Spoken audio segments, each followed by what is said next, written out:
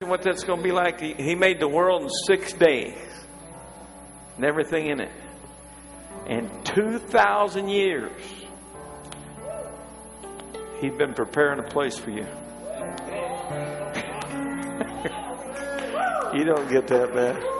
2,000 years. He said, I go away to prepare a place for you. You don't get that. God's got a prepared place for you. You got to want it bad enough to get there, though. You know who goes to prepared places? Prepared people. The unprepared cannot get that which is prepared. Amos 4:12 says, prepare to meet your God. Make preparation. Get your gear on, man. Make sure that you're going to be there. And cash that ticket in and let's go. What a day that will be. When my Jesus I shall see. When He takes me by the hand, leads me to the promised land. Oh, what a day. Glorious day that will be.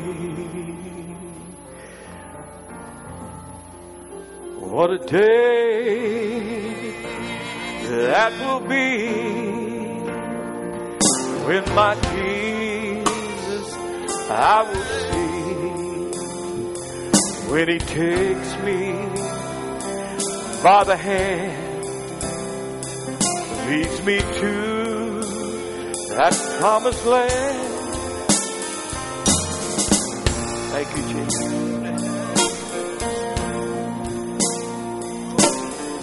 Thank you, Jesus. What a day, glorious day that will be. How many still believe in that? I got a graduation. Let's get it on here. Well, I don't have to get this guy to come far, but I want, if there's any graduates here, former students, staff, make your way up here tonight.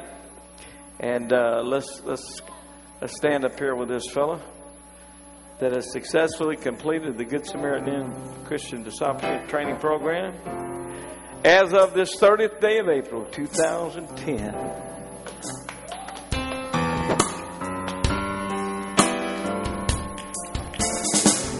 Boom, boom, boom.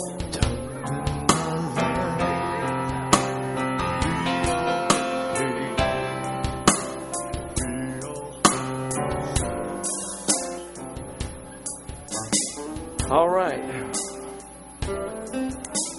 We're going to invite the candidate to come step forward. Gene Robinson graduating tonight. Amen.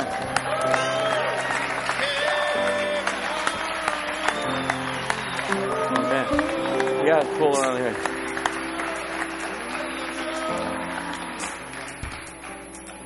The Lord is good. Amen. Who you have with you tonight, Gene?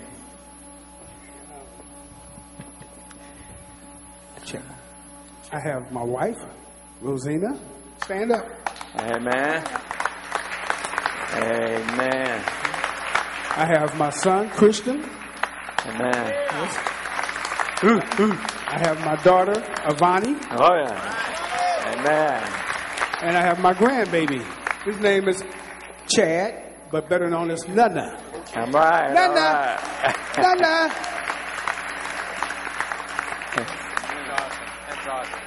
Testify, brother. God is good. God is real.